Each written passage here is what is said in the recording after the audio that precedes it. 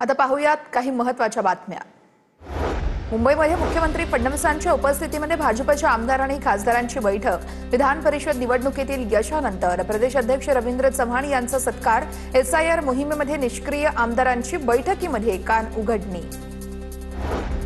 गोकुळ गीते यांच्या विजयानंतर नाशिकमध्ये कार्यकर्त्यांची बॅनरबाजी। गोकुळ गीतेंच्या कार्यकर्त्यांचे नरेंद्र दराडे यांना डिवच होणारे बॅनर्स। कुणाल दराडे यांनी माझा बाप काढला म्हणून मी उमेदवारी अर्ज कायम ठेवला असा आरोप गोकुळ गीते यांनी केला होता। दांडी बहादूर मंत्र्यांना मुख्यमंत्री फडणवीसांची तंबी। सभागृहातील कामकाजात सहभागी व्हा। मंत्र्यांच्या अनुपस्थितीमुळे सभागृहाचं कामकाज स्थगित झाल्यास खपवून घेणार नाही। मुख्यमंत्री देवेंद्र फडणवीसांचा मंत्र्यांना इशारा। अधिवेशनामध्ये आता सही नाही तर बायोमेट्रिक हजेरी लावावी लागणार आहे। भाजप आमदारांसाठी प्रदेश अध्यक्ष रवींद्र चव्हाणांचा नवा निर्णय। पावसाळी अधिवेशनामध्ये भाजप आमदारांना आक्रमक होण्याचे आदेश। शिवसेनेच्या माजी आमदाराच्या मुलाची ओमराजे निंबाळकरांविरोधात पोस्ट। ओमराजे निंबाळकरांनी उमरग्यात येऊन शिवसैनिकांची माफी मागावी। शुभम चौगुलेंचं वक्तव्य।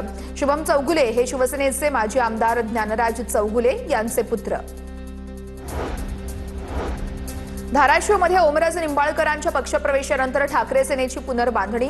उद्धव ठाकरेंच्या 28 जूनच्या दौऱ्याच्या पार्श्वभूमीवरती बैठकांचं आयोजन। पदाधिकारी आणि कार्यकर्त्यांच्या बैठकींचे आयोजन। पुण्यामध्ये व्यावसायिकाच्या कार्यालयावरती गोळीबार। लॉरेन्स बिश्नोई टोळीने गोळीबाराची जबाबदारी स्वीकारली आहे। मुखवटा घातलेल्या हल्लेखोराकडून उघडपणे गोळीबार। एच विकास स्टील कंपनीचा उल्लेख करून धमकीचे संदेश। अरबी समुद्रावरून 15 दिवस अडखळलेली मान्सूनची वाट पुन्हा एकदा सुरू। मान्सूनची कोकणातील अलिबाग, मध्य महाराष्ट्रातील पुणे, मराठवाड्यातील धाराशिव, लातूरपर्यंत मजल। मुंबई शहर आणि उपनगरामध्ये मुसळधार पाऊस। सकाळपासूनच मुंबईत पावसाची जोरदार हजेरी। आज मुंबईला पावसाचा येलो अलर्ट।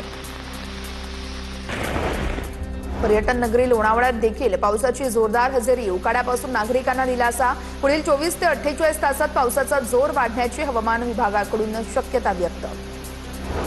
छत्रपती संभाजीनगरच्या तलवाडा घाट परिसरामध्ये झालेल्या ढगफुटीत दृश्य पावसामुळे मोठं नुकसान। शिऊर बंगला नांदगाव मार्गावरील सुरू असलेल्या रस्त्याच्या कामातील पूल पाण्याच्या प्रचंड प्रवाहामध्ये वाहून गेला। नाशिकच्या बागलाण तालुक्यातील मुढेरसह परिसरामध्ये मुसळधार पाऊस। दमदार पाऊस झाल्यानं पावसाच्या प्रतीक्षेत असलेल्या शेतकऱ्यांना मोठा दिलासा। पावसाअभावी खोळंबलेल्या पेरण्यांना आता वेग येणार आहे। कोकणात रखडलेला मान्सून पुन्हा सक्रिय। रत्नागिरी जिल्ह्यासाठी हवामान विभागाकडून येलो अलर्ट जारी। नद्यांच्या पातळीमध्ये वाढ झाली असून 24 ते 28 जून दरम्यान अतिवृष्टीची शक्यता। सिंधुदुर्गमध्ये सर्वदूर दमदार पावसाची हजेरी। पाऊस झाल्यानं शेतकऱ्यांना दिलासा मिळाला। पाऊस पडत असल्यामुळे भात रोपांना नवीन संजीवनी मिळणार आहे। बुलढाणा, चिखली, मेहकरसह जिल्ह्यातील अनेक भागात विजांच्या कडकडाटासह जोरदार पावसाची हजेरी। पावसामुळे खरीप हंगामासाठी जमिनीत ओलावा निर्माण। पावसाच्या प्रतीक्षेत असलेल्या शेतकऱ्यांना मोठा दिलासा। वाशिम जिल्ह्यामध्ये रात्री अनेक ठिकाणी पाऊस। शेतामध्ये ओलावा निर्माण झाल्यानं मशागतीच्या कामांना वेग येणार आहे। तर जोरदार पाऊस झाल्यास खरीप हंगामातील पेरणीला देखील सुरुवात होणार आहे।